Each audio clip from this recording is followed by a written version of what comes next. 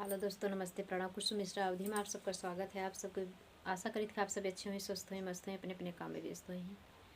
अपने बहनी फुल सपोर्ट ऐसे करते रहे। बाकी बिहार राधा रानी कृपा से आप सभी हमेशा स्वस्थ मस्त रहें और अपनी छोटी बहन का सपोर्ट करते रहें। बहनी, दीदी, भैया, भाभी, हमारे यूट्यूब फैमिली, सभी दादा दादी, हमारे सभी भाई बहन, सभी दर्शकों से निवेदन है कि आप लोग हमें बढ़ाइए, हमारे प्लीज़ सपोर्ट करें। फुल वॉच रखें, हमारी वीडियो देखा जाए, चुटकुला नाच गीत लेके आए। कमेंट में ज़रूर लिख के बता जाएँ कि आप सबको कैसे लगा और फुल वॉच रह के सुना जहीं। ज़्यादा अच्छा लगे तो लाइक कमेंट जरूर करें जहीं। एक लाइक और कमेंट करके आपने प्यार दुलार दिया चाहिए मेरे चैनल पे।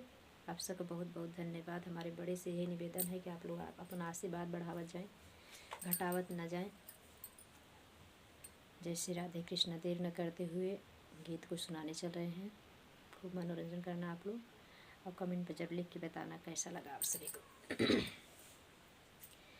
मोर पातर बलमुआ कमाल कैले बा, मोर पातर बलमुआ कमाल कैले बा, कमाल कैले बा, हाँ कमाल कैले बा, मोर पातर बलमुआ कमाल कैले बा, मोर पातर बलमुआ कमाल कैले बा। पहले पहनावत रहे फटी चटी साड़ी, पहले पहनावत रहे फटी फटी साड़ी, अब त चुनरी पे चुनरी तैयार कैले बा, अब त चुनरी पे चुनरी तैयार कैले बा, मोर पातर बलमुआ कमाल कैले बा, मोर पातर बलमुआ कमाल कैले बा, कमाल कैले बा, हाँ कमाल कैले बा, मोर पातर बलमुआ कमाल कैले बा।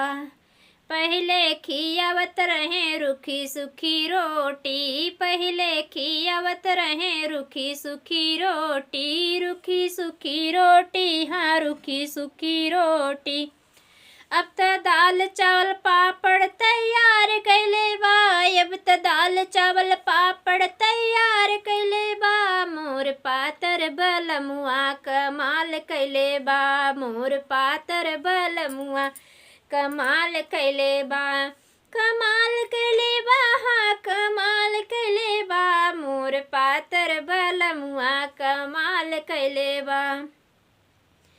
पहले तो रखत रहे टूटही मड़ैया में, पहले तो रखत रहे टूटही मड़ैया में, टूटही मड़ैया में, टूटही मड़ैया में, अब तो महल पे महल तैयार कैले बा, अब तो महल पे महल तैयार कैले बा, मोर पातर बलमुआ कमाल कैले बा, मोर पातर बलमुआ कमाल कैले बा, कमाल कैले बा, हाँ कमाल कैले बा, मोर पातर बलमुआ कमाल कैले बा, मोर पातर बलमुआ कमाल कैले बा, कमाल कैले बा, हाँ कमाल कैले बा, मोर पातर बलमुआ कमाल कैले बा।